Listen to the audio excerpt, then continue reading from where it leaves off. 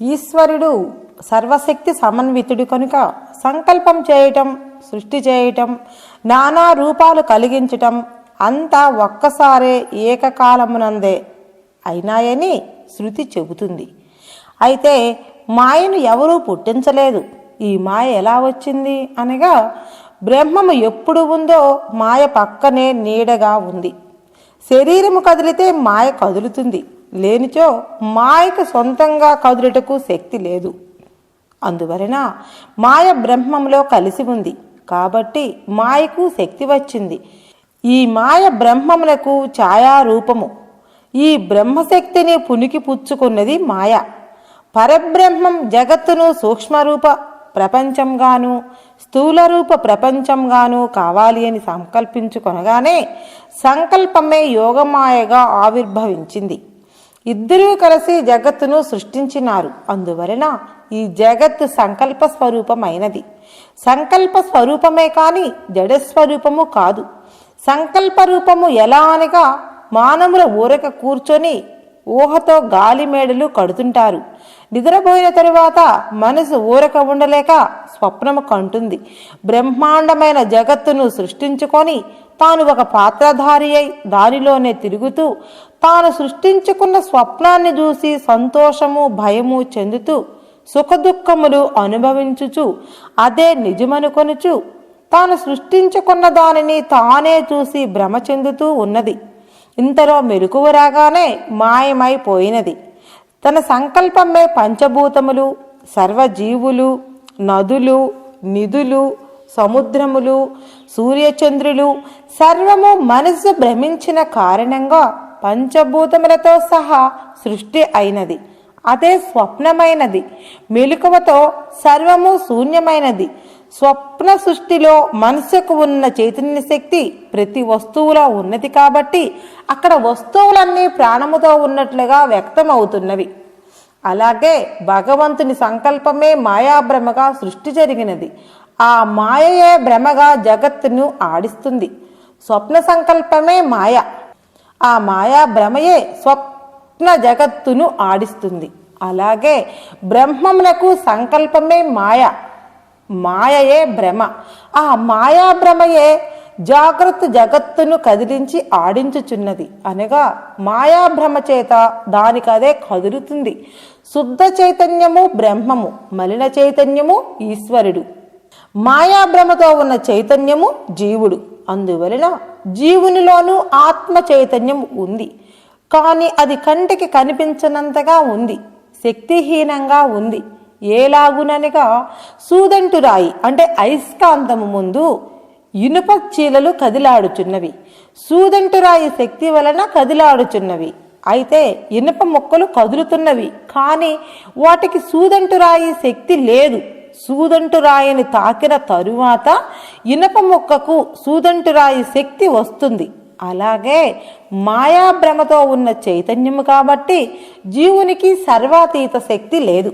అయితే జీవుడు బ్రహ్మమును పొందినప్పుడు సర్వాతీత శక్తిమంతుడు అవుతున్నాడు, అనగా బ్రహ్మముగా మారిపోవచ్చున్నాడు.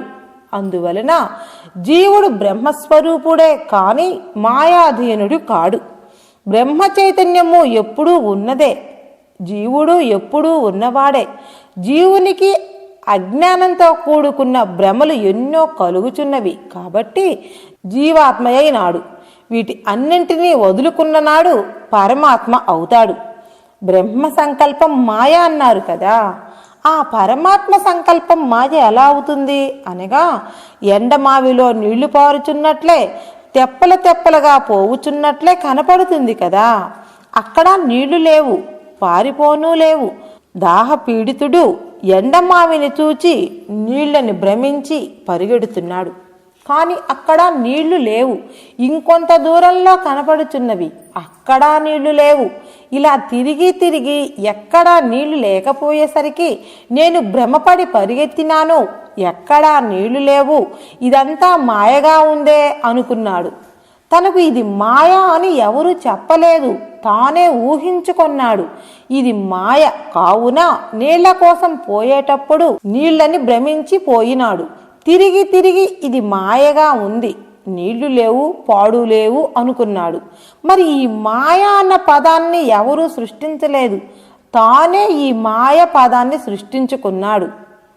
ఎండమావులే నీళ్లుగా కనిపించుచున్నవి, కానీ ఇంకేదైనా కనపడవచ్చు కదా అనినా అలా వీల్లేదు, పారిపోవుచున్నట్లుగా కనపడుచున్నవి కాబట్టి నీళ్లు అని అనుమానం వచ్చింది.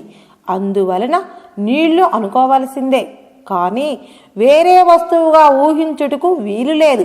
ఆ విధముగా బ్రహ్మ ప్రకాశ చైతన్యము సర్వత్రా సూది మోపలు సందు లేకుండా సర్వత్రా ఉన్నది. బ్రహ్మము కదలకుండా ఉన్నది. బ్రహ్మ ప్రకాశ చైతన్యమే ప్రపంచముగా కనపడుచున్నది, కనబడుతుంది అనుకోవడం మాయ. కనపడునది మాయ. నిజంగా బ్రహ్మస్వరూపాన్ని తెలుసుకున్నచో జగత్తు లేదు. జగత్తు అన్న భ్రమ నశించింది.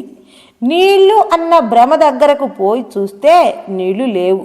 నీళ్లు అనుకున్న భ్రమ నశించింది, కానీ మాయా భ్రమ నశించింది, కానీ ఎండమావులు లేకపోలేదు. అవి సూర్య భగవానుడు ఉన్నంతకాలము ఉండునవే, కానీ అక్కడ నీళ్లు ఉన్న భ్రమ నశించింది. ఇక దాని దగ్గరకు పరిగెత్తడు. ఆ మాయా భ్రమను నశించిపోయింది. ఆ మాయా భ్రమ నశించిపోయింది. సూర్యుని ప్రకాశం శక్తివంతంగా ఉన్నందువలన ఆ ప్రకాశ శక్తి తరంగాలే నీళ్లు పారినట్లుగా ఉన్నవి, కాని ఏమీయూ లేదు. సూర్యుని ప్రకాశం తప్ప వేరేమీయూ లేదని నిశ్చంతగా ఉంటాడు.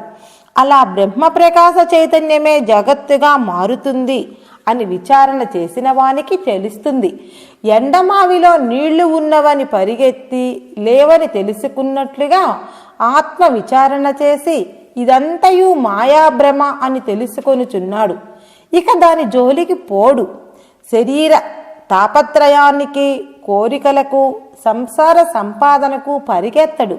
ఎందువలననగా స్వప్న జగత్తు వట్టిదేనని నిర్ణయించుకున్నాడు. ఎండమావిలో నీళ్లు లేవని తెలుసుకున్నాడు. అలాగే ఈ జగత్తు లేదని తెలుసుకున్నాడు. కాబట్టి లేని దాని కోసం ఎందుకు పాకులాడుతాడు? అయితే దీనిని తెలుసుకునేది ఎలా అనినా వినుము. ఈ సృష్టి సత్యంగా ఉన్నది, ఈశ్వరుడు చేస్తున్నాడు అని అనుకునే మందమతుల కోసం చెప్పబడినది. అసలు విషయం ఏమిటో ఎన్నడూ మరవకూడదు. సృష్టి లేనే లేదు. మాయా నాస్తి, మాయా కార్యము నాస్తి. ఉన్నది పరబ్రహ్మం ఒకటే. ఏకమేవా ద్వితీయం బ్రహ్మ. ఇదే పరమార్థం, పరమ సత్యము అని ఉపనిషత్తులలోని మహావాక్యాలు, ఆధ్యాత్మిక గ్రంథములు, జీవబ్రహ్మైక్యమును పొందిన మహాత్ములు చెప్పుచున్నారు. బ్రహ్మంగారు సిద్ధయ్యకు ఇది ఒట్టి బట్టబయలే అని బోధించినాడు. ఎందరో మహాత్ములు ఎరుక వస్తున్నట్లుంది, పోతున్నట్లుంది, ఏమీ లేదు, బ్రహ్మం ఒక్కటే ఉంటుంది అంటున్నారు. రామకృష్ణ పరమహంస ఉన్నది ఒక్కటే సత్యం, ఆ సత్య వస్తువే బ్రహ్మం, ఆ సత్య స్వరూపం ఎప్పుడూ ఒక్కటే ఉంది, రెండవది లేదు. ఈ కనబడు జగత్తు మాయగా భ్రమతో కనపడుతుంది గాని నిజానికి ఏమీయూ లేదు, బ్రహ్మం ఒక్కటే ఉంది అని సెలవిచ్చారు. శ్రీకృష్ణ భగవానుడు అర్జునునితో గీతలో విశ్వవిరాట్ స్వరూపమును చూపి, అర్జున, నా విశ్వవిరాట్ స్వరూపమును చూడుము. విశ్వమంతా నా స్వరూపమే. నేను కానిది, నేను లేనిది తృణము కూడా లేదు. జగత్తుగా కనిపించే సర్వ ప్రపంచము నా స్వరూపమే. నాకు మినహా ఏమీయూ లేదని నమ్ముము అని దృఢపరిచినాడు. అందు జగత్తు లేదు, ఉన్నది బ్రహ్మం ఒక్కటే. జగత్తుగా కనపడుతున్నది కదా అనినా ఎండమావులలో నీళ్లులాగా కనపడుతుంది. నిజంగా విచారించి తెలుసుకున్నచో అక్కడ నీళ్లు లేవు, ఇక్కడ జగత్తు లేదు. చీకటిలో మొద్దును చూసి దొంగ అని భయమేసినప్పుడు నిజమైన దొంగకు ఉన్న కాళ్ళు, చేతులు, తల, కళ్ళు, ముక్కు, చెవులు, నోరు, సర్వ అవయవములు ఉన్నట్లుగా ఇతని ఊహలో కనపడుచున్నవి. కానీ నిజానికి దొంగ లేడు, అవయవాలు లేవు. అలాగే జగత్ అనుకునేసరికి దానికి ఉండే లక్షణాలన్నీ కనపడుచున్నవి. కావున జగత్తు లేదు, లేదు అని వేదాంతము, ఉపనిషత్తులు భగవద్గీత మహాత్ములందరూ పరిపూర్ణమైన బట్టబయలే బ్రహ్మమై ఉంది అని చేతులు జోడించి వెలుగెత్తి చాటు చెప్పుచున్నారు. కావున ఈ సత్యం బుర్రకెక్కని మందమతుల కోసం సృష్టి ఉన్నదని అనుకునే మూడో రకం వారి కోసం పై మెట్టు నుండి దిగి ఉపనిషత్తులలోని కొన్ని వాక్యాలు సృష్టి ఉన్నది, జీవుడు ఉన్నాడు, వాటిని భగవంతుడే చేస్తున్నాడు, ఇంకెవరూ చేయలేదు అని బోధిస్తున్నవి. సృష్టిని జీవుణ్ణిని ఈశ్వరుడే సృష్టించాడు అని బోధించే మహావాక్యాలను అవాంతర వాక్యాలు అంటారు. ఈ అవాంతర వాక్యాలు సృష్టి ఎలా సంభవించిందో చెప్పుచున్నవి. మొదట భగవంతుడే అన్నింటినీ సృష్టించాడు అని చెప్పి మరికొంత అభ్యాసం చేసిన తరువాత వారికి బుద్ధి వికసించిన తరువాత అసలు సృష్టి లేదనే మహావాక్యార్థాన్ని తెలుసుకోగల అర్హత కలిగిన తరువాత బ్రహ్మ సత్యం జగన్మిథ్య అని ఉపనిషత్తులే బోధిస్తున్నవి. ఈ అవాంతర వాక్యాలు చాందోగ్యోపనిషత్తులోను ముండకోపనిషత్తులోను చూస్తే తెలుస్తుంది. చాందోగ్యోపనిషత్తులో 6వ అధ్యాయంలో తండ్రి అయిన ఉద్దాలకుడు కుమారుడైన శ్వేతకేతునకు పరబ్రహ్మతత్వాన్ని జగత్తు యొక్క సృష్టిని గురించి ఉపదేశించాడు. సత్ అని చెప్పబడే బ్రహ్మము సజాతీయ విజాతీయ స్వగత భేదరహితము అయిన బ్రహ్మము అనగా నిరాకారము, నిరవయం అనగా ఏ భాగాలు తల, కాళ్ళు, చేతులు, నోరు, ముక్కులు, చెవులు మొదలైన అవయవములు లేని బ్రహ్మము ఉన్నదని ఉపదేశించాడు. ఈ సృష్టికి పూర్వం ఒక్కటంటే ఒక్కటైన బ్రహ్మము ఉన్నది. గారడీవాడు గారడీ ఎప్పుడు చేస్తాడు అంటే వాడికి డబ్బు కావలసినప్పుడు గారడీ చేద్దామని సంకల్పించి ఆ శక్తి చేత తమాషాగా లేని వస్తువులను ఉన్నట్లు కల్పించి వాటికి పేర్లు కూడా పెట్టి మనందరికీ చూపిస్తాడు. అందరము చాలా బాగా చేశాడు అనుకొని ఆనందించి ఎవరికి దోచినంత వారు డబ్బులు ఇచ్చి పంపుతాము. ఈ ఉపమానం చెప్పేటప్పటికీ ఒక చిక్కు వస్తుంది. గారడీ వాడు డబ్బు కోసం గారడీ చేసినట్లుగా భగవంతుడు కూడా ఏదో ఉద్దేశంతో ఏదో లాభం కోసం సృష్టిని సృష్టించాడు కాబోలు అనే ఆలోచన సాధారణంగా వస్తుంది. ఈ పిచ్చి భావం తీసేసుకోమని ముండకోపనిషత్తు చెబుతుంది. గారడీవాడు డబ్బు కోసమే చేస్తున్నాడు అని కాదు ఆలోచించవలసినది. లేని వస్తువులని సృష్టించాడు. ఎలా సృష్టించాడు అని ఆలోచించాలి, ఆశ్చర్యపడాలి. సాలెపురుగు బయట నుండి ఏ పదార్థాన్ని తెచ్చి ఉపయోగపెట్టకుండా తనలో నుండే దారాలు తీసి మరలా ఆ దారాలను మృంగేస్తుంది. అలాగే భగవంతుడు తనలో నుండే తన సంకల్పం చేతనే సృష్టిస్తున్నాడు, మళ్ళీ తనలోనే లీనం చేసుకొనిచున్నాడు. చేసేవాడు ఈశ్వరుడే, ప్రపంచము ఈశ్వరుడే అని చెప్పబడింది. దారము తీసేది సాలిపురిగే, దానిని మింగేది సాలిపురిగే. ఉపాదాన కారణం, నిమిత్త కారణం అనగా వేరే ప్రకృతి కారణం అంటూ ఉపాదాన కారణం అయిన పదార్థము ఒకటి లేదు. ఈ మాటే భగవంతుడు గీతలో 7వ అధ్యాయంలో చెప్పాడు. మతః పరతరం నాణ్యత్కించిదస్తి ధనుంజయ. ఈ జగత్తుకు ఈశ్వరుడన నాకంటే వేరైన నిమిత్త కారణం కానీ ఉపాదాన కారణము కానీ ఏదీ లేదు అని ఉపదేశించాడు. అనగా వేరే ఒక వస్తువుతో జగత్తును సృష్టించలేదు. ఈశ్వరుని స్వరూపమే సృష్టి. సృష్టి చేయటం వలన ఈశ్వరునికి ఏ విధమైన ఆశ కానీ లాభం పొందాలని ఉద్దేశం కానీ లేదు. అయితే ఈ జగత్తును ప్రతివారు ఏ గురువు నోట విన్నా, ఏ మహాత్ముడు చెప్పినా ఈ జగత్తు లేదు, ఒట్టిదే ఒట్టిదే అంటున్నారు. ఈ జగత్తు లేనప్పుడు ఈ మహాత్ములందరూ మీరు ఎక్కడ ఉండి లేదనుచున్నారు? మీరందరూ ఎక్కడ ఉన్నట్లు? నేను ఎక్కడ ఉండి వింటున్నాను? నేను ఎక్కడ ఉన్నట్లు అనగా, నాయనా మనమందరం మిథ్యా జగత్తులోనే ఉన్నాం. మిథ్యా జగత్తులోనే ఈ వ్యవహారము నడుస్తుంది. స్వప్నంలో కాలుకి దెబ్బ తగిలి గాయమైనచో ఆ గాయములకు స్వప్నంలో ఉన్న వైద్యుడే నయం చేయవలయును కానీ మేల్కొని ఉన్న వైద్యుడు స్వప్నంలోనికి వచ్చి మందు వేయగలడా అని విచారసాగరం అను గ్రంథంలో చెప్పబడి ఉంది. అలాగే ఈ మిథ్యా జగత్తులోనే మనమందరం ఉన్నాం. ఈ మిథ్యా జగత్తులోనే ఈ విచారము జరుగుతున్నది. ఒక శిష్యుడు జీవబ్రహ్మైక్యమును పొంది గురువునకు తన అనుభవమును విన్నవించుచున్నాడు. ఓ గురువరేణ్య, నా విన్నప మాలకింపుము. జీవాత్మ పరమాత్మల ఐక్యానుసంధానము చేత నా బుద్ధి నష్టమైనది. అఖండానందామృత పూర్ణమయగు పరబ్రహ్మ మరడి పారావారము యొక్క వైభవము వాక్కు చేత చెప్పనలవి కాదు, మనసుచే ఊహించుటకు శక్యము కాదు, అనుభవ స్వరూపమే ఒకటి చేత అనుభవింపబడినది కాదు. సముద్రమున బడి కరిగిపోయిన వడగండ్ల వలె నా మనసు ఆత్మానంద బుద్ధి యందు లీనమయ్యను. సమాధి నుండి లేచినప్పుడు నా చిత్తము ఆ ఆనందములో అల్పాంశముగా విలీనమై సుఖించెను. ఆ సమాధి దశ యందు ఈ దృశ్య ప్రపంచము ఎచటికి పోయెను, ఎవనిచే బయటకు వచ్చెను, ఎచట లీనమయ్యెను. అప్పుడు లేకుండా ఇప్పుడు చూడబడినా ఏమి? ఇది అంతయు వింతగా నున్నది.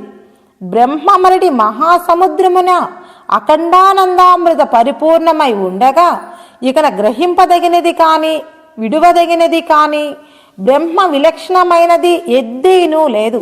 గురువరా, నీ కటాక్షమున నేను ధన్యుడనైతిని, కృతకృత్యతను పొందితిని, సంసార రూప గ్రహము నుండి విముక్తుడనైతిని, నిర్తిశయానంద రూపము పరబ్రహ్మమును పొందితిని. స్వామి, నేను అద్వితీయుడనగుటచే దేనితోనూ నాకు సంబంధం లేదు.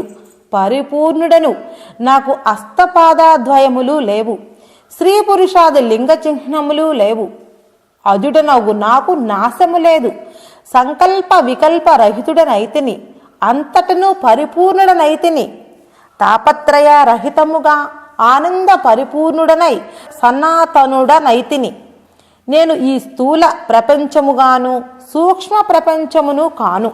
ఉభయమును ప్రకాశింపచేయు చిద్రూపుడను, బాహ్యాభ్యంతర రహితుడను, పరిపూర్ణమును, అద్వితీయమునుగా పరబ్రహ్మమునే నేను. నిరుపమానము, ఆద్యంత రహితము, నేను నీవు అది ఇది అని నిరూపింప శక్యము కానిది. నిత్యానందైక రసము అను బ్రహ్మము నేనే. క్షీరసార శయనుడగు నారాయణుడను నేనే. నరకాసుని సంహరించిన శ్రీకృష్ణుడను నేనే. త్రిపురాసురులను వధించిన శివుడను నేనే. పురాణ పురుషుడు అగు ఈశ్వరుడును నేనే. ఈ సకలోపాదుల బాహ్యాభ్యంతరముల నిండియుండు చైతన్యము నేనే. సర్వ నియంతను నేనే. నాకు అహంకార మమకారములు లేవు. అఖండానందాంబుదినగు నాయందు మాయయనడి వాయు సంబంధము వలన అనేకములు అగు జగత్తరంగములు పుట్టుచూ గిట్టుచున్నవి. మేఘముల యొక్క రాకపోకడల వల్ల ఆకాశమునకు ఏ సంబంధము కాని లాభ నష్టములు కాని లేనట్లుగా ప్రత్యేగాత్మనగు నాకు జాగ్రత్త స్వప్న సుషుప్తులతో కాని వాని యొక్క ధర్మములతో కాని సంబంధము లేదు. అవయవములు లేని అఖండాకారుడనగు నాకు ప్రవృత్తి నివృత్తులు లేవు. ఏలయనా ఏకాత్మనై పరిపూర్ణమై ఆకాశము వలె సర్వవ్యాపకమై ఉండు నాకు చేష్టలు ఎట్లుండును? ఇంటి యందు వెలిగడి దీపమునకు ఇంటిలో జరిగడి పనులు సోకనట్లు నేనీ క్రియలకు కర్తను కాను, భోక్తను కాను, చూచువాడను గాను, చూపువాడను కాను. మరి నేనెట్టివాడనగా స్వయం ప్రకాశ స్వరూపుడను, ఇంద్రియములకు అవిషయుడనగు ఆత్మను. కర్తృత్వము, భోక్తృత్వము, దుర్బలత్వము, మతత, జడత్వము, బంధము, మోక్షము మొదలగు సర్వమును బుద్ధి ధర్మాలే కాని కేవల అద్వితీయ పరబ్రహ్మమున కెట్టి వికారములు లేవు. ప్రకృతి యొక్క వికారములు వేల కొలది లక్షల కొలది కలిగినా కలుగునుగాక. మేఘములు, ఉరుములు, మెరుపులు ఎన్ని వచ్చి పోవుచున్నను నిర్మలాకాశమునకు ఎట్టి వికారము గలుగనట్లు అసంగ చిదాత్మనగు నాకు ప్రకృతి సంబంధ వికారములెవ్వియును నాకు అంటవు. ఏ బ్రహ్మ సాక్షాత్కార సమయమున మాయాకల్పిత సకల విశేషములు విలీనమై బుద్ధికి అగోచరమై సత్య జ్ఞానానంద రూపమున అద్వితీయమై ఉండునో అట్టి పరబ్రహ్మమును నేనే. సర్వము నేనే అయినను సర్వాతీతుడను నిరంతరానంద స్వరూపుడను గురు కృతోపకార సూచనగా శిష్యుడు గురువునికి నమస్కరించుచున్నాడు. అనగా స్వయం ప్రకాశమానమైన స్వరూపము ఇది అనడి మహారాజ్యము, ఇటు మహాదైశ్వర్యము. స్వామి గురువరేణ్య, నీ పరిపూర్ణ కటాక్షము వల్ల నాకు సంప్రాప్తమైనది. మహాత్మా సద్గురుమూర్తి, నీకు సహస్ర నమస్కారములు.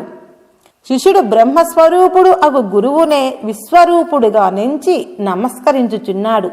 పరమాత్మా భిన్నుడు అగు ఓ గురునాథ, ఏ నీ దివ్య తేజస్సు జగదాకారముగా భాషించుచున్నదో అనిర్వాచ్యము అద్వితీయము నగు అట్టి నీ దివ్య తేజోరూపమునకు నమస్కారము, సహస్ర నమస్కారము. తిరిగి తిరిగి సహస్ర నమస్కారములు చేస్తూ తన నిజస్వరూపమును సాక్షాత్తుగా గురువునకు విన్నవించుకొనినాడు. కాబట్టి నాయనా, ఒక శిష్యుడు ఈ విధముగా సాధించి ముక్తి పొందినాడు. నీవును ఇట్టి జీవ బ్రహ్మైక్యమును పొందుము. తదుపరి నీకు ఏ సంశయములు ఉండవు, అన్నియూ సమసిపోవును.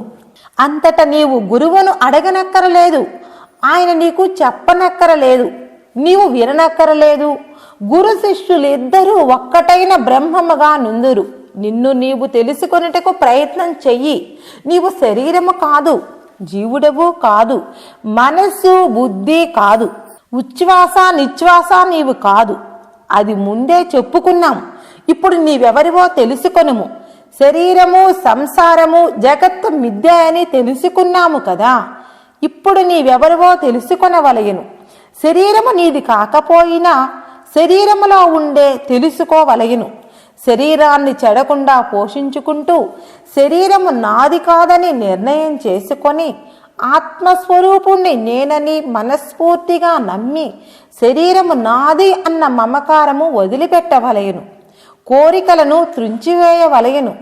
చావు పుట్టుకలు లేని ఆత్మస్వరూపుణ్ణి నేనని నమ్మి ఆత్మ సాధన చేయవలయను.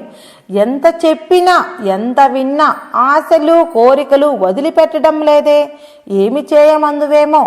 శరీరము నీది కానప్పుడు ఆశలు కోరికలు దాని మీద ఎందుకున్నవి అంటే, శరీరము నీది కాకపోయినా ఆశలు కోరికలు తీరుస్తున్నందువలన, సంసారంలో ఏమీయూ తెలియక ఉన్నందువలన శరీర పోషణ చూసుకోవలసి వచ్చినది. కాబట్టి దానిలో భాగంగా సుఖదుఖములు కలుగుచున్నవి. శరీర సుఖము సంతోషము కొరకై ఎన్నో కర్మలు చేయవలసి వస్తుంది. కర్మలు చేయుచున్న ఎడల ప్రక్కనే బాధలు దుఃఖము కలుగుచున్నవి. సుఖపడవలయనని కర్మలు చేస్తూ ఉంటే వెంటనే దుఃఖము బాధలు వస్తున్నవి. కారణమేమి అనినా సుఖము కొరకు చేసే కర్మలలో దుఃఖమున్నది. ఎలా అనినా పదార్థము బాగా రుచికరముగా ఉందని పొట్ట వద్దంటున్న గొంతు వరకు తిన్నచో అది అరకక జీర్ణం కాక పొట్ట ఉబ్బుకొస్తుంది, కడుపులో నొప్పి కలుగుతుంది, అజీర్ణము చేస్తుంది. 2 పూటల అన్నము తినలేవు. అది మితంగా తింటే హాయిగా ఉంటుంది. డబ్బు బంగారము ఎంత ఎక్కువగా సంపాదించి దాచిపెడితే డబ్బు బంగారము ఉన్నందువలన ఎంత ఆనందమో అంతకు 100 ప్రాణభీతి ప్రాణాపాయము ఉంది కదా. ఇలా తెలుసుకొని కర్మలు చేసుకుంటూ పరమాత్మను పొందవలయనన్న కోరిక ప్రేమను అతీతంగా పెంచుకొనవలయను. ఈ శరీరము పుట్టునప్పుడు పూర్వజన్మల కర్మల వాసనలను వెంటబెట్టుకుని వచ్చి ఈ శరీరంలో ప్రవేశించి జన్మించినాడు. కావున పూర్వజన్మల కర్మల వాసనారూపమే ఈ కోరికలు. జన్మకు వచ్చే ముందుగా తల్లి గర్భంలో శరీరం తయారైనది. తల్లి శరీరంలో ఉన్న ఆత్మశక్తి వల్ల పిండము ఉత్పత్తి అయినది. అందువల్ల ఆత్మశక్తి పిండ శరీరంలో ఉన్నది. కాబట్టి జీవుడు ఈ శరీరంలో ప్రవేశించిన వెంటనే శరీరంలో ఉన్న ఆత్మకు కర్మ వాసనల వల్ల కదలిక వచ్చినది. ఆ కదలిక జీవునికి ఉన్న సంస్కార వాసనలే గుణములుగా మారి ఆత్మశక్తిని పుణికిపుచ్చుకొని నేను జీవుణ్ణి అన్న భావం జ్ఞాపకంగా మారింది. ఆ జ్ఞాపకంతోనే తల్లి గర్భంలో నుండి బయలుదేరబోయే ముందుగా, ఓ భగవంతుడా, నన్ను మలమూత్రములతో నిండిన నా తల్లి మురికి శరీరంలో పడవేసినావా, త్వరగా బయటకు పంపించు, ఎన్నాళ్ళలో ఈ శరీరంలో ఉండలేను, ఈ గర్భనరకం నేను భరించలేను, ఈ జన్మలోనైనా నన్ను నీ దగ్గరకు చేర్చుకొని జనన మరణముల నుండి విముక్తుణ్ణి చేయుము తండ్రి, ఎన్నిసార్లు ఈ గర్భనరకము అనుభవించి తినో, ఈసారైనా నన్ను దీని నుండి విముక్తుణ్ణి చేయుము అని భగవంతుణ్ణి ప్రార్థించుచు చేతులు శిరస్సు మీద ఉంచుకొని నమస్కరిస్తూ భగవంతుణ్ణి ప్రార్థిస్తూ నమస్కారంతోనే బయట ప్రపంచంలోనికి వచ్చును. బయటపడిన వెంటనే కలియుగ ప్రభావం అన్న కలిమాయ ప్రవేశించును. వెంటనే తల్లి గర్భంలో ఉన్న జ్ఞానం మరుగున పడిపోతుంది. గర్భంలో ఉన్న ఆనందము జ్ఞానము మటుమాయమైపోయేసరికి ఈ బిడ్డకు పూర్వజ్ఞానము పోయి ఆనందము అందకుండా పోయిన కారణంగా ఈ శిశువు క్యావుమని ఏడుస్తాడు. కానీ ఆనందము ఎక్కడ ఉందో కనపడదు. కావున పూర్వజన్మ వాసనలే శరీరం పెరిగే కొద్దీ ప్రభావితం అవుతూ ఉంటవి. మాయా ప్రభావం పూర్వవాసనల ప్రభావము రెండు కలుసుకొని నేను జీవుణ్ణి అని వ్యవహరిస్తున్నవి. నేను ఆత్మస్వరూపుణ్ణి అన్నది మరిచిపోయినాడు. పెరిగి పెద్దవాడయ్యే కొద్దీ పూర్వకర్మ వాసనల ప్రభావమే శరీరం మీద ప్రభావితం అయింది. ఈ వాసనల ప్రభావం వలన నేను చదువుకొని ఉద్యోగం చేయవలయను, మంచి భార్యను పెళ్లి చేసుకొని ఆమెతో సుఖించవలయను, మంచి సంతానం కనవలయను, వీటికై సంసారం పెంచుకొనవలయను అనే కోరికలు కలుగుచున్నవి. అలాగే విద్యావంతుడు కాని కాకపోని పెళ్లి చేసుకొనును. సంసార అభివృద్ధి కార్యంలో ఎన్ని అబద్ధములైనా ఆడును, ఎన్ని అధర్మ కార్యములు అయినా చేయును, దొంగతనమునకు పాల్పడును, పరుల సొమ్ము ఉచితముగా రావలయునని ఆశ కలుగును. సంతానం కలిగిన వీరిని పెంచుటలో బాధ, వీరి బాగోగులు చూస్తూ విద్య నేర్పించుటలో బాధ, వీరికి ఏదైనా అనారోగ్యం కలిగితే బాధ. ఇవన్నీ తట్టుకొని పెళ్లి చేయుదురు, మా బాధ తీరిందని సంతోషించెదురు. ఇది ఎన్నాళ్ళలో ఉండదు. పెళ్లి చేసిన వెంటనే బిడ్డల మనసులు మారిపోవును. తల్లిదండ్రుల మీద ప్రేమ తగ్గును. తల్లిదండ్రులు ఇలా అనుకొందరు, వీడు బయటకు పోతే కాకెత్తుకు పోతుందేమో, ఇంట్లోకి పోతే పిల్లెత్తుకుపోతుందేమోనని కళ్ళల్లో ఒత్తులు వేసుకొని ప్రాణానికి ప్రాణంగా పెంచితే ఈనాడు వీడు మన ముఖం చూడలేదు, బెల్లం బెల్లమైనది, తల్లి విషమైనది అని దిగులు పడుతూ ఉంటారు. శరీరము సంసార సుఖం కోసరం ఎన్నెన్నో పనులు చేసి కష్టపడి సంసారాన్ని కూడబెట్టింది వీళ్ళ కోసమే కదా. కానీ ఈనాడు కొడుకు కోడల వెంట, కూతురు తన భర్త వెంట మనకు ముఖము చూసేదెవరు అని దిగులు పడుతుందరు. శరీరము సంసారము సుఖం కోసం మనం ఎన్నో పనులు చేస్తున్నాము, కానీ దానికి రెండింతల బాధ మనల్ని వెంటాడుతున్నవి. కారణమేమి? మనశ్శాంతి లేదు, సుఖము లేదు, ఆనందము లేదు. కారణమేమి అని విచారగ్రస్తులై ఉందురు.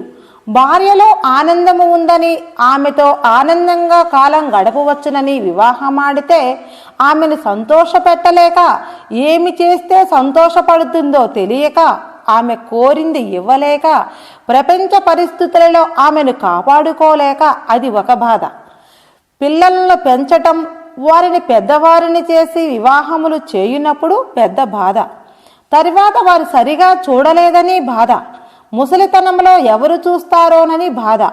డబ్బు బంగారం ఎక్కువగా సంపాదించవలేనని కోరిక. అలా సంపాదించుకొనినచో దానిని దాచుకోలేక భయం. డబ్బు ఉంటే బాధ, డబ్బు లేకపోతే బాధ, బిడ్డలు లేకపోతే బాధ, ఉంటే రెండింతల బాధ. ఇలా సుఖం కోరి కర్మలు చేసుకుపోతుంటే వెనుకాల బాధలు రెండింతలు తగులుకొనుచున్నవి. కారణమేమి అనినా ఒక మహాత్ముడు ఇలా అన్నాడు, ఒక గ్రుడ్డివారిని భోజనానికి పిలిస్తే ఇద్దరు వస్తారు. ఎందువలనంటే గ్రుడ్డివాడు ఒంటరిగా రాలేడు గనుక తోడు తీసుకొచ్చుకుంటాడు. అందువలన ఒకరిని పిలిచి 2 పీటలు 2 ఆకులు తయారు చేసుకొనవలెను, ఇది తప్పదు. అటులనే సుఖాన్ని ఆశించినందున దాని వెంటనే దుఃఖం వచ్చునని ఎవరు జ్ఞాపకముంచుకుందురో వారు బాగుపడుదురు. ఒక కూతురికో ఒక కొడుకునికో పెళ్లి చేస్తే 100,000 సంఖ్యలో జనాన్ని పిలవవలెను, భోజనాన్ని సిద్ధం చేయవలెను. ఒక్క బిడ్డ పెళ్లికి ఎంత కష్టపడవలెనో తెలుసు కదా.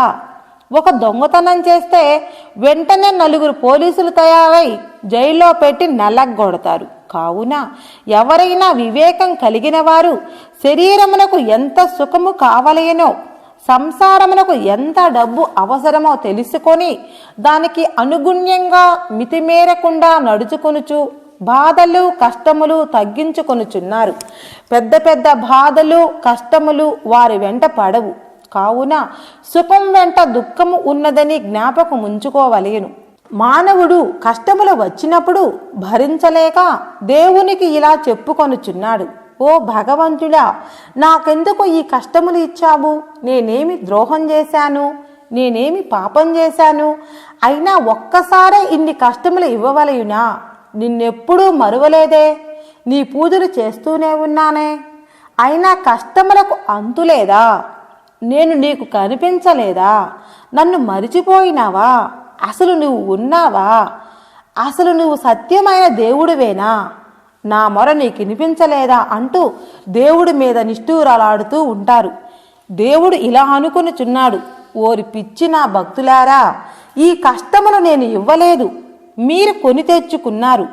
సుఖముల కోసరం మీరు పరిగెత్తుతుంటే బాధలు మీ వెంటనే పరిగెత్తుతున్నాయి. సుఖాన్ని కోరినంత వరకు కష్టములు మిమ్మల్ని వదిలిపెట్టవు అంటున్నాడు భగవంతుడు. కానీ మానవుడు కష్టములు వచ్చినప్పుడు భగవంతునికి చెప్పుకొని ఆయనను నిందించుచున్నాడు, నిష్ఠూరములు ఆడుచున్నాడు.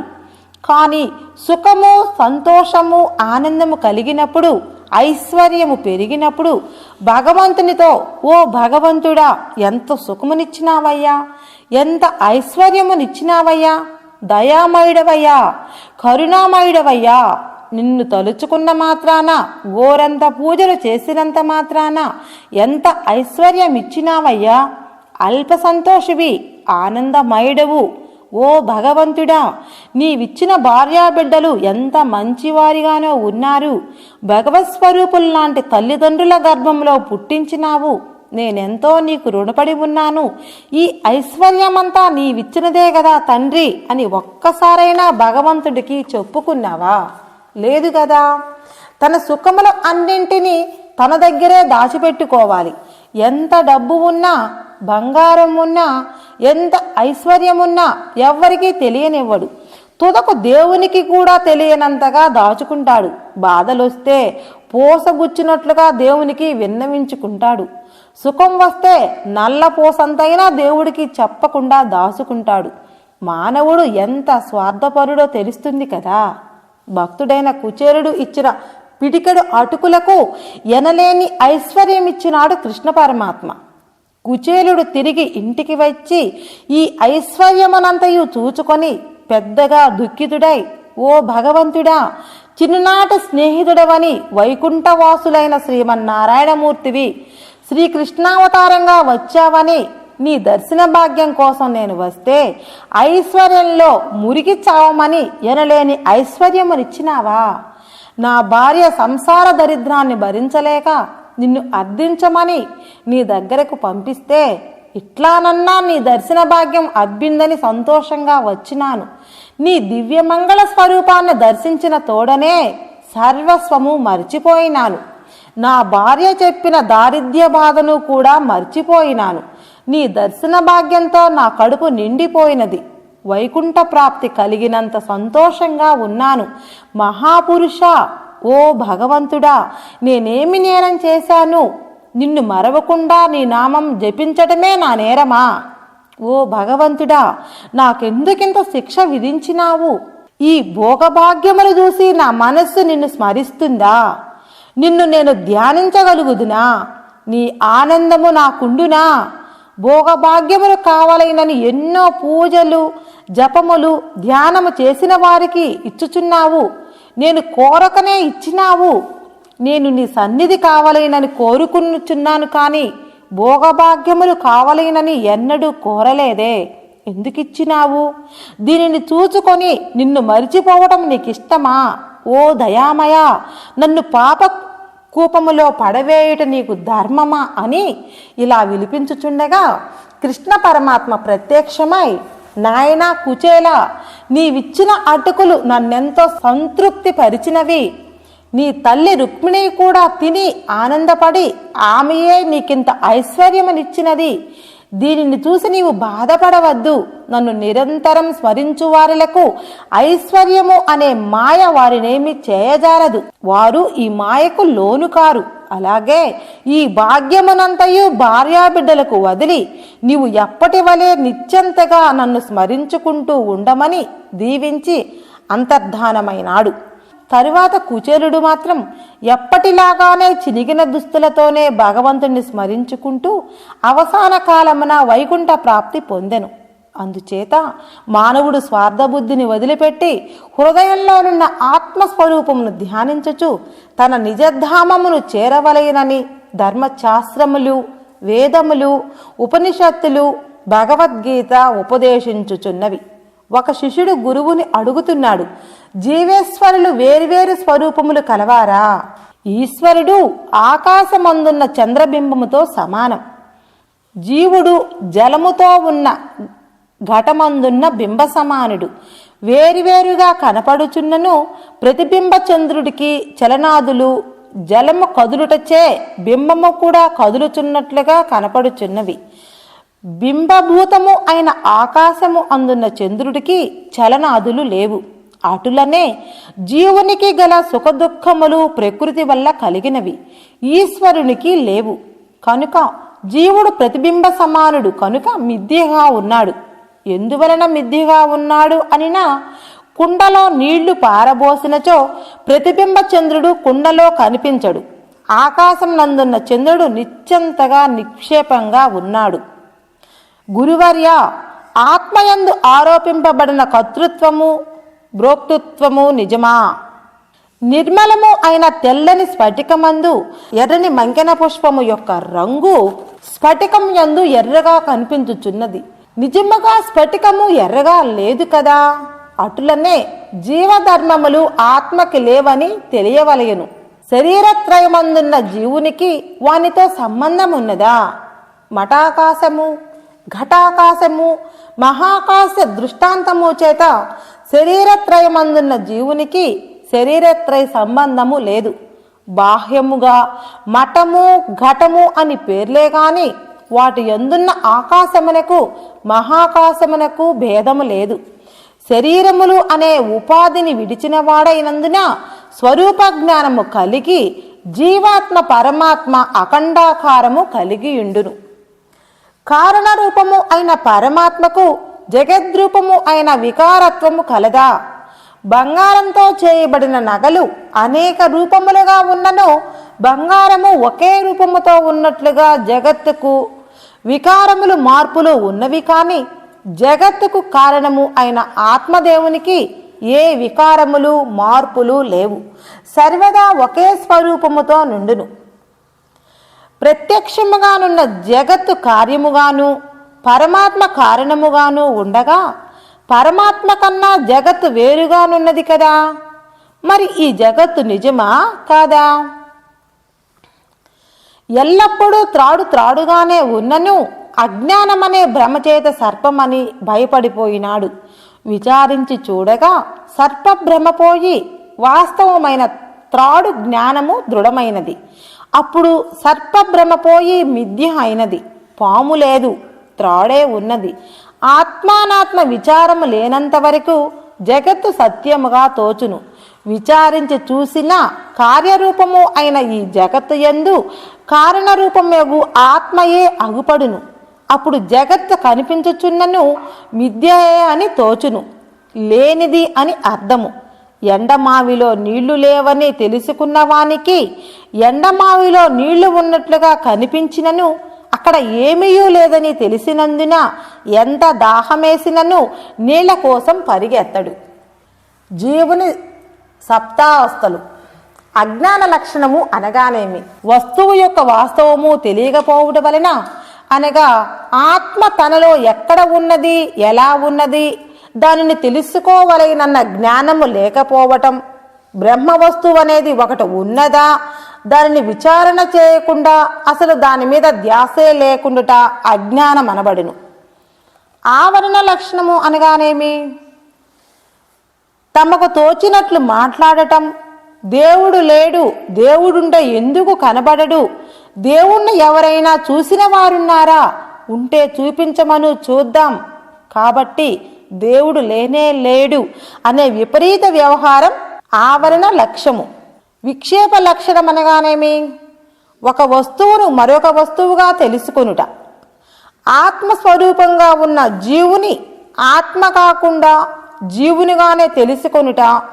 దేవుడంటే నమ్మకం లేకపోవటమే విక్షేప శక్తి లక్షణం.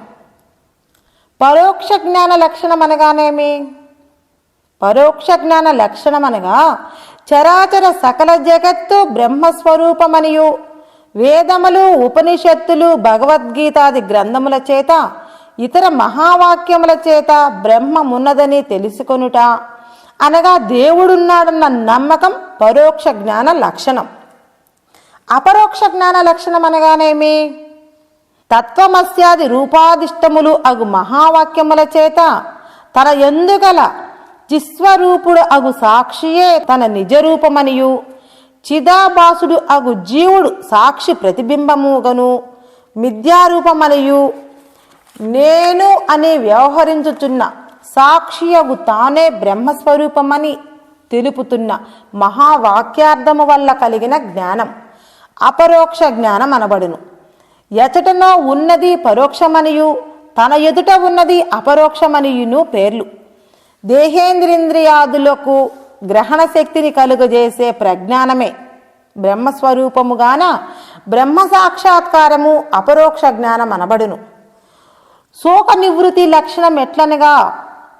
వెనుక చెప్పిన పరోక్ష అపరోక్ష జ్ఞానముల వల్ల ఆవరణ విక్షేప శక్తులతో కూడా అజ్ఞానము నశించినందున, జీవుడనని భ్రమ తొలగినందున కర్తను భోక్తను అన్న అభిమానము నశించును. అంతట సకల దుఃఖములు వదిలిపోవును కనుక శోక నివృత్తి కలిగినది. ఇదియే శోక నివృత్తి లక్షణం. తృప్తి లక్షణం ఎట్లనగా?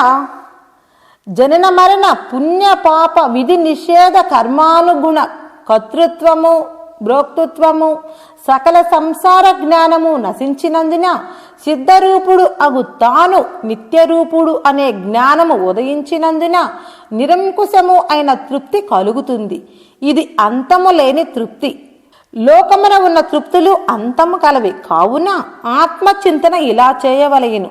నేను ప్రకాశ స్వరూపుడను, అద్వితీయుడను, అత్యంత నిర్మలుడను, విశుద్ధ విజ్ఞాన ఘనుడను, నిరామయుడను, క్రియారహితుడను, సంపూర్ణ ఆనందమయుడను, సదా ముక్తుడనై ఉన్నాను, అతీంద్రియ జ్ఞాన స్వరూపుడను, అనంత పారుడను, వేదవాదులకు పండితులచే అహర్నిశము భావింపబడువాడను అని ఈ విధముగా నిరంతరము ఆత్మచింతన చేయువాడు ఏకాంత ప్రదేశమునందు ఇంద్రియములను విషయముల నుండి నివృత్తి గావించి అంతఃకరణమును తన వశము గావించుకొని కూర్చుండి ఆత్మయందే చిత్తము నిలిపి వేరొక విషయము మీదకి మనసు పోనీయక పరిశుద్ధము అయిన చిత్తముతో కేవలము జ్ఞాన దృష్టి ద్వారా ఆత్మనొక్కదానినే ధ్యానించుచుండును. వేరొక విషయం మీదకి మనసు పోనీయక పరిశుద్ధము అయిన చిత్తముతో కేవలం జ్ఞాన దృష్టి ద్వారా ఆత్మనొక్కదానినే ధ్యానించుచుండును. మానవుడు ఈ అవస్థల విషయమును పూర్ణంగా తెలుసుకొని వైరాగ్యము చెందవలెను. ఓ రామచంద్ర, మరలా పుట్టకుండా చేసుకొనగలుగు మహాత్ములు ఎవరు గలరో అట్టి ఉత్తమశీల సంపన్నులు మాత్రమే ఈ ప్రపంచమున పుట్టిన వారి క్రింద జమ. తక్కిన వారు వ్యర్థజీవులే యగుదురు అని వశిష్ఠుల వారు శ్రీరామచంద్రుడికి బోధించెను. ఒకప్పుడు ఒక కప్ప నోరు తెరుచుకొని ఎదుటనున్న ఒక పురుగును భక్షించుటకై ఆనందముతో ముందుకు వచ్చుచుండెను. ఆ పురుగును చూడగానే కప్ప యందు భావ పరంపరలు చిన్నులు దొక్కదొడగెను. ఆహా, నాకు ఈ జీవితం ధన్యమైనది, చక్కని ఆహారం లభించినది, ఎటువంటి భోగ్య పదార్థమో, నా అదృష్టమే అదృష్టము, ఇట్టి పురుగు ఇది వరలో నాకేనాడు లభ్యము కాలేదు, ఇంకా కొద్దిసేపట్లో దాన్ని భక్షించుట వల్ల నాకు అపూర్వమగు ఆనందము కలుగగలదు అని కప్ప ఈ ప్రకారముగా ఎన్నియో భావములను తనలో కల్పించుకొని ఆనందపడుచు ముందున్న పురుగును చూసి మురిచిపోవుచున్నదే కాని దాని వెనుక ఒక పాము నోరు తెరుచుకొని ఆ కప్పను మృంగుటకు వచ్చుచుండెను. కప్పకు ముందున్న పురుగు పైననే దృష్టి కలదు కానీ వెనుక ఉన్న పామును గమనించలేదు. పురుగు వెనుక కప్ప, కప్ప వెనుక పాము, పాము వెనుక నెమలి, నెమలి వెనుక పులి, పులి వెనుక బోయవాడు. ఈ ప్రకారముగా ఒకదాని వెనుకనొకటి ఎదుటి దానిని చంపి తిని ప్రయత్నములో నున్నవి కాని వెనుక ఏమి జరుగుతున్నదో ముందున్న దానికి తెలియదు. కావున సాక్షాత్ మృత్యుదేవత అన్నింటికీ వెనుకాల కాచుకొని ఉన్నాడు. ఆ సంగతి ఆ ప్రాణులకి తెలియలేదు. ఇంకొక క్షణములో అవి అన్నియు మృత్యుదేవతకు బలిగానున్నవి. కానీ ఆ విషయము నెరుగక ఆ దౌర్భాగ్య జీవులు అన్నియు తమ ముందున్న భోగ్య పదార్థమునే గొప్పగా ధరించి వాని కొరకే పరుగులిడుచున్నవి. ఇట్టి అజ్ఞానులకి జీవులు తమ దృష్టినంతయు ఎదుటనున్న ప్రాపంచిక భోగ్య పదార్థములపైననే కేంద్రీకరించుదురు. వాటినే తమ సర్వస్వముగా నెంచుకొనుచు శబ్దాది విషయములే గొప్పవని భావించుచు రానున్న మృత్యువును గూర్చిన యోచనయే లేక మృత్యువాత పడుచున్నారు. కొప్పు పట్టుకొని ఆడించుచుండిన కాలుని ఎవరునూ కనుగొనట లేదు. ప్రతివారు ఇలా అనుకొనుచుందురు, నేను భూలోకంలో ఉన్నాను, స్వర్గంలో ఉన్నాను, పాతాళంలో ఉన్నాను అనుకొనుచున్నారు. కానీ ప్రతి ప్రాణియు ఏ లోకములోనూ నివసించుట లేదు. మృత్యు కరాళ వదనమున ఆసీనులై మృత్యుముఖమున నివసించుచున్నారు. ఇది నిజము కదా, దీనిని ఎవరూ గమనించుట లేదు. కావున సాధకుడు కొన్ని నియమములు ఏర్పాటు చేసుకొని దృఢవ్రతుడై పట్టుదలతో ఆత్మసాధన చేసి ప్రకృతిని, మాయను, అజ్ఞానమును ఏ విధముగానైనా జయించుటకే కంకణము కట్టుకోవలెను.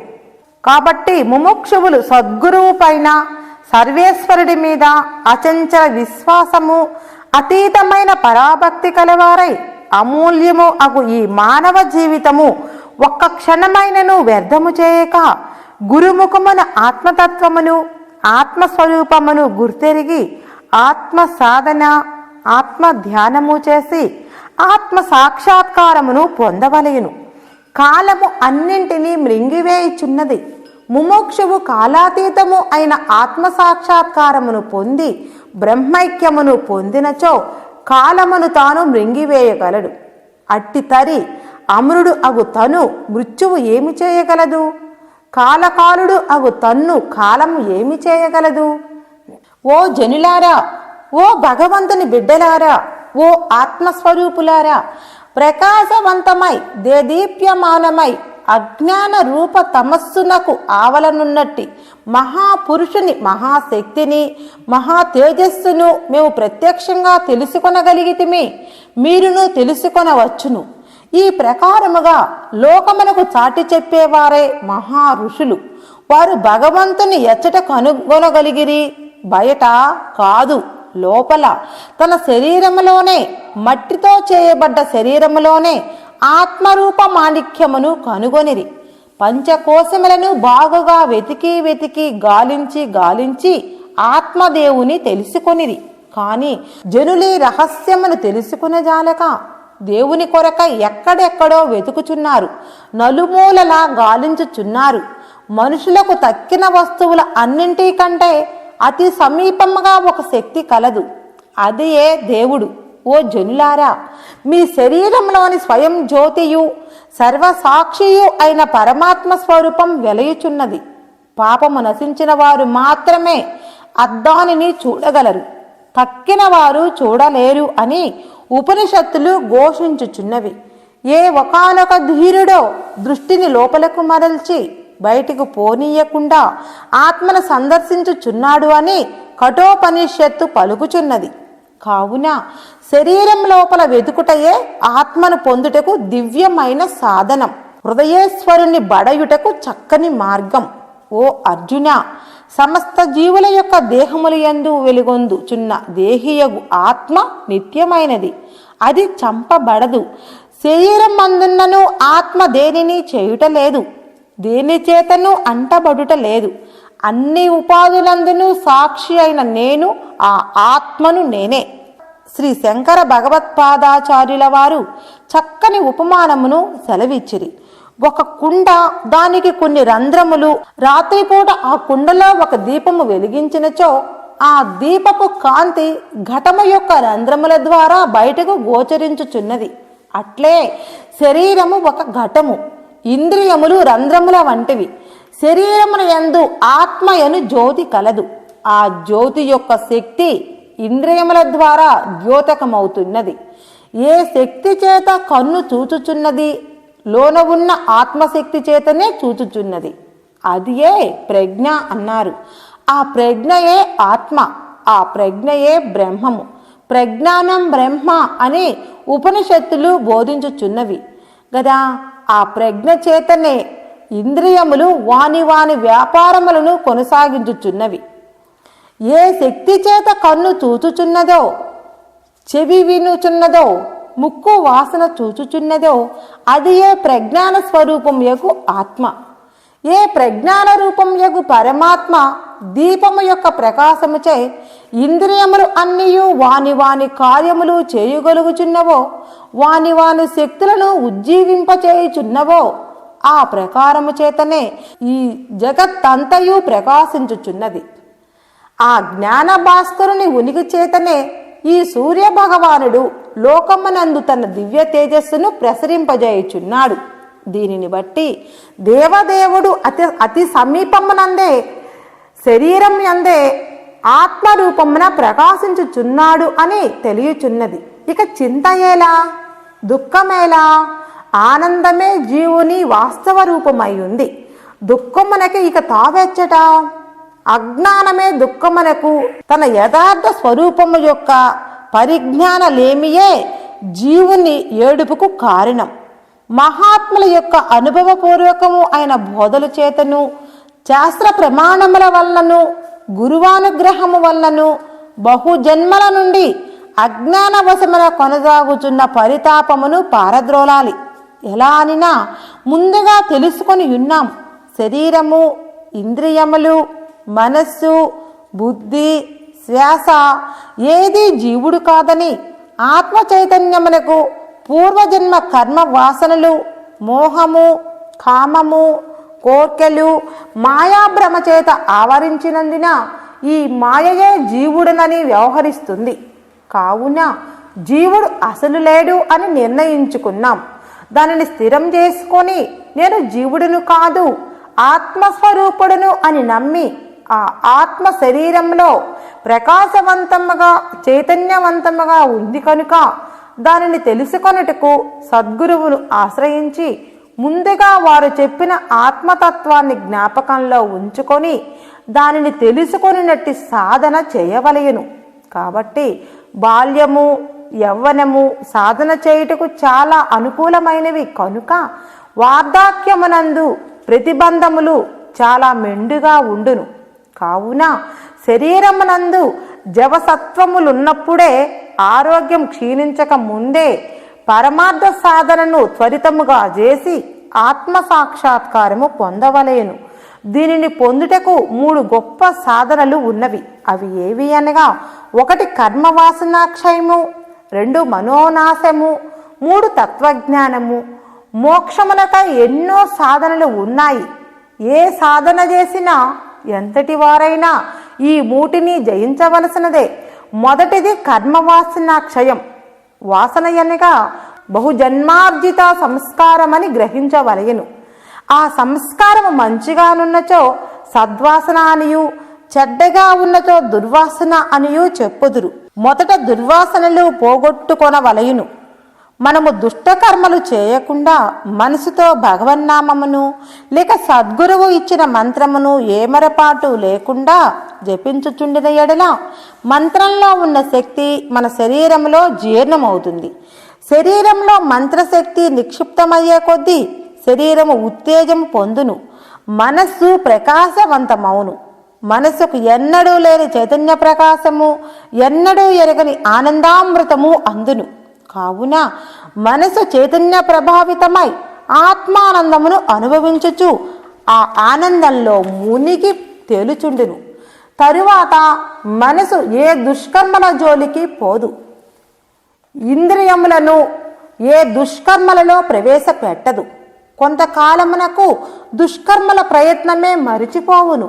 తదుపరి దుర్వాసనలు నశించును. అయితే దుష్కర్మలు 1 కానీ 2 కానీ తొలగిస్తే చాలదా అని భావింపరాదు.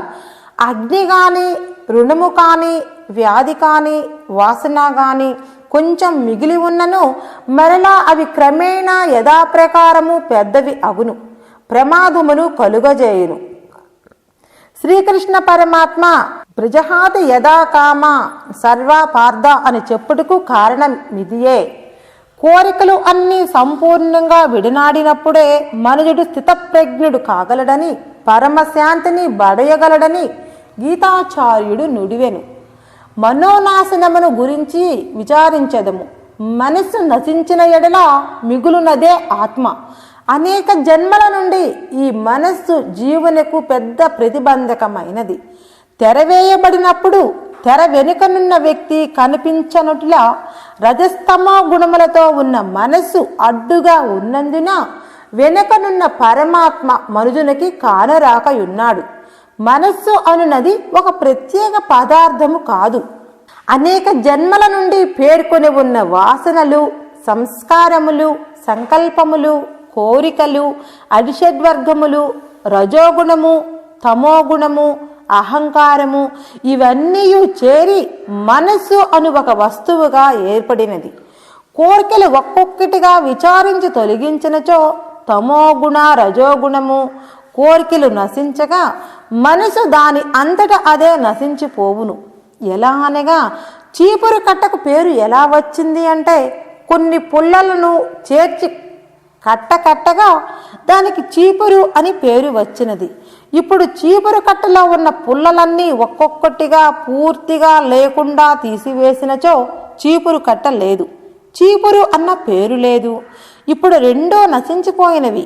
అలాగే కోరికలు అన్నింటినీ ఒక్కొక్కటిగా వేరి సమూలంగా తీసివేసినట్లయితే మనస్సు, జీవుడు సమూలంగా నశించి ఆత్మ ఒక్కటి మాత్రమే శరీరంలో మిగిలి ఉండును. కనుక కోరికలతోనే కర్మలు పెరుగుతున్నాయి. కోరికలు అనుభవించుకొలది ఇంకా ఇంకా కోరికలు తీర్చుకోవలనని కోరికలు పెరుగుతూనే ఉన్నవి. వాటిని బట్టి కర్మలు పెరుగుతూనే ఉన్నవి. కావున కర్మవాసనలు పేరుకొనుచున్నవి. కోరికలే కర్మలకి కారణం, కర్మలే వాసనలకి కారణం, వాసనలే జన్మలకి కారణం. కావున ఈ కర్మవాసనలు నశించవలెనన్నచో కోరికలని ఏరి పారేయవలెను. ఈ కోరికలే జన్మలకు, కర్మలకు, వాసనలకు ముఖ్య కారణమై ఉంది. అందువలన ముందుగా కోరికలని తీసివేయవలెను. ఎలా తీసివేయవలెను అంటే ఈ శరీరము నాది కాదు, ఇది శాశ్వతముగా ఉండునది కాదు. అయినను శరీరము ఉండగానే ఆత్మదేవుని తెలుసుకోవలెను.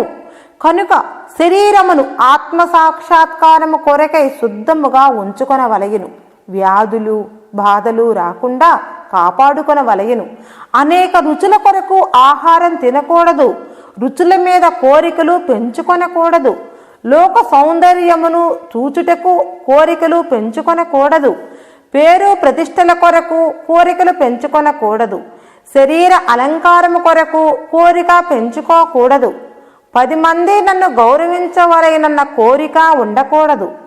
తల్లి, తండ్రి, భార్యా బిడ్డలు తాత్కాలికముగా కలుసుకొని ఉన్నాం. వీరెవ్వరూ నాకు బాధలు రాకుండా అడ్డుపడలేరు. వీరెవ్వరూ నన్ను మృత్యువు నుండి కాపాడలేరు. కావున నా శరీరమునకు బంధువులే కాని ఆత్మ బంధువులు కారని మనసులో దృఢ నిశ్చయము చేసుకొనవలెను. అందువలన వీరి మీద మమకారము, ప్రేమ, కోరికలు పెంచుకొనకుండా అందరూ కలిసి సంతోషంగా ఆనందంగా జీవితమును గడుపుకొనుచు కోపతాపములకు గురిగాకుండా ఈ సంసారము అనే బరువు బండిని లాగుకుంటూ పోవలేను.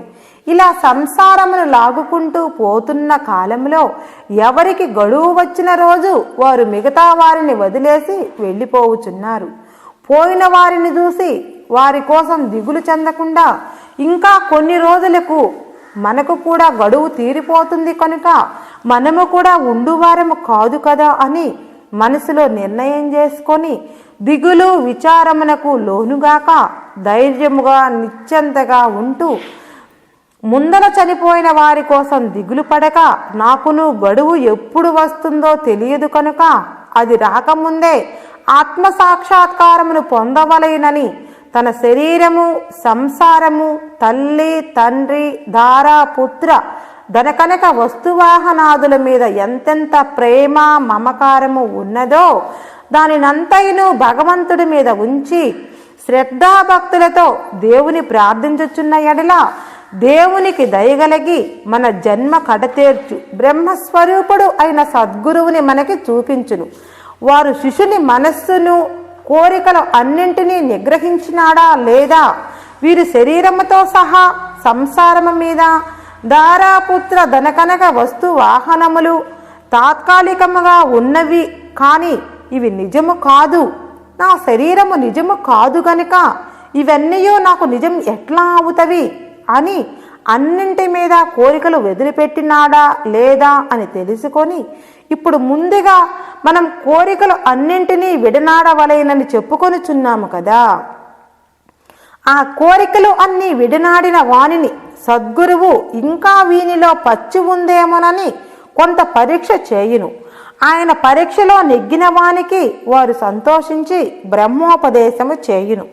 తరువాత గురువును శిష్యుడు అడుగుచున్నాడు, స్వామి అన్నింటి మీద తాత్కాలికంగా ప్రేమ ఉంచుకోవాలన్నారు కదా, డబ్బు లేనితో సంసారము జరుగుదు కదా, డబ్బును తాత్కాలికంగా ఎలా ఉంచుకోవలేను అనగా, నాయన డబ్బును కాలికి చెప్పులాగా ఉంచుకోవలేను అన్నాడు. ఒక మహానుభావుడు, అదేమిటి స్వామి ధనము మహాలక్ష్మి అంటారు కదా, చెప్పుతో పోల్చారేమిటి? నాయనా విపరీతార్థం చేసుకుని వద్దు. చెప్పు కాలికి లూజుగా ఉంటే కాలు వెంబడి రాదు. నేల ఈడ్చుకుంటూ చెప్పులోనికి చిన్న చిన్న రాళ్ళు పోయి బాధ పెట్టును. పొడుగుగా ఉంటే ముందల ఎదురు రాళ్ళు తగులుతుంటాయి, వెనక ఈడ్చుకుంటూ వస్తుంది. బిర్రుగా ఉంటే బిర్రు తగిలిన తావులో రాసుకొని పుండు అవుతుంది. అలా కాక చెప్పు కాలికి లూజు పొడుగు కాకుండా బిర్రుగా ఉండి కాలుని కరవకుండా కాలిని కరుచుకొని మోయనంగా కాలికి ఖచ్చితంగా ఉంటే ఎంత హాయిగా ఉంటుందో తెలుసు కదా. అది కాలికి చెప్పు ఉన్నట్లే తెలియదు.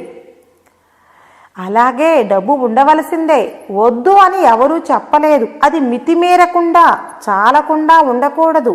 అది మితిమీరి ఉంటే దానిని దాచుకోలేక దానిని కాపాడుకునే విషయంలో మనసు ఎప్పుడూ డబ్బు చింతనలోనే ఉంటుంది.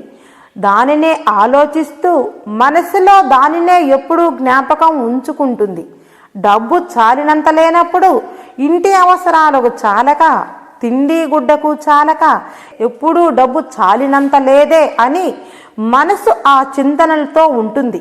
కనుక డబ్బు అవసరాలకు తగ్గట్లుగా ఉండవలెను, మితిమీరి ఉండకూడదు, చాలకుండా ఉండకూడదు. మితంగా ఉంటే ఆ భయం ఉండదు, దాని మీద విచారము ఉండదు.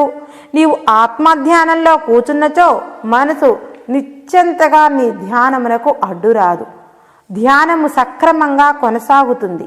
కావున శరీరము సంసారము ప్రపంచము కామనీ కాంచనాదులు అనే రెండు చక్రముల మీదనే ఇదంతయు జరుగుతుంది. కామకాంచనాదులు లేనిచో సృష్టి నిర్వీర్యమై జగత్తు ఉండదు, మానవులు ఉండరు, సర్వము శూన్యమవుతుంది. కావున ఎలాగో పుట్టినాము కానీ ఎందుకు పుట్టినాము అని ఆలోచిస్తూ కూర్చుంటే ఇది అంతు చిక్కదు, ఎవరూ సమాధానం చెప్పలేరు. అలా ఆలోచిస్తూ కూర్చోకుండా నేను ఎక్కడి నుండి పుట్టినాను, నన్ను పుట్టించినది ఎవరు, నేను ఎక్కడికి వెళుతున్నాను, పుట్టించిన వాడు చంపటం ఎందుకు? ఇలా ఎవరు చేస్తున్నారు? నన్ను పుట్టించి మరలా చంపటం వారికి ఇష్టమా? ఇలా చేస్తుంది ఎవరు? ఎందుకు పుట్టించి చంపుతున్నారు? అర్థం కాలేదు. కానీ వేదాంగములు, ఉపనిషత్తులు, భగవద్గీత, ఎన్నో ఆధ్యాత్మిక గ్రంథములు, మహాత్ములందరూ నీకు మరణం లేదు, నీవు జీవుడివి కాదు, దేవుడివై ఉన్నావు, నీలో నిర్గుణ నిరాకార పరబ్రహ్మ స్వరూపం ఒకటి ఉన్నది, అదే ఆత్మ.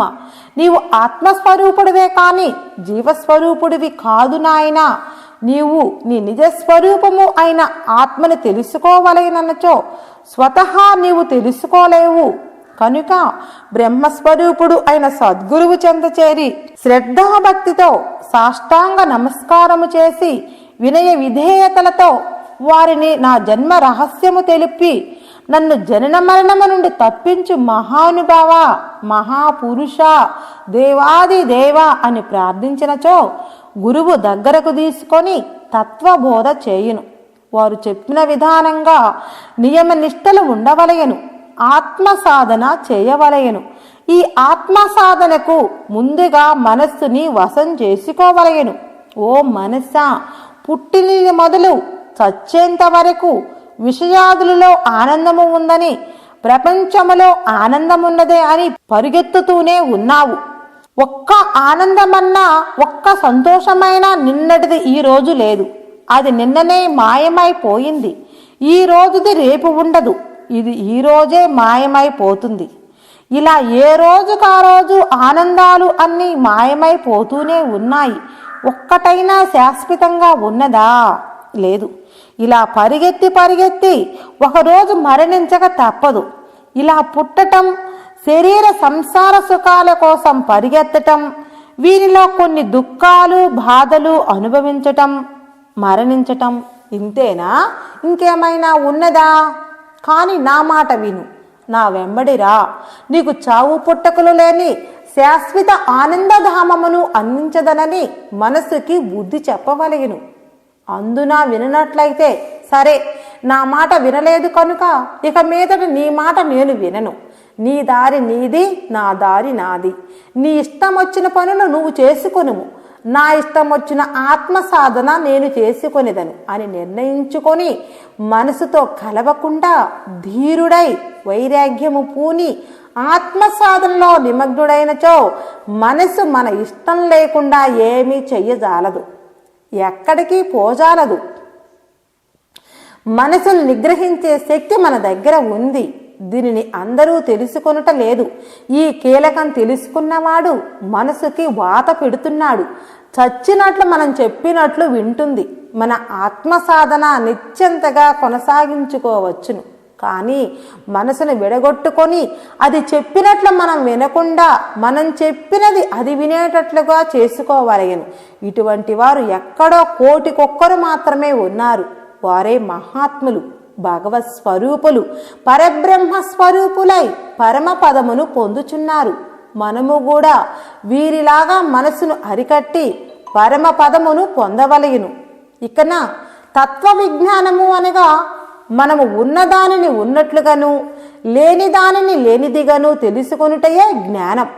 జ్ఞాననేత్రమును సంపాదించినచో వస్తువు యొక్క నిజతత్వము గోచరింపదు. అట్టి జ్ఞాననేత్రము ఏ కొద్ది మహనీయులకో తప్ప తక్కిన వారికి లేదు.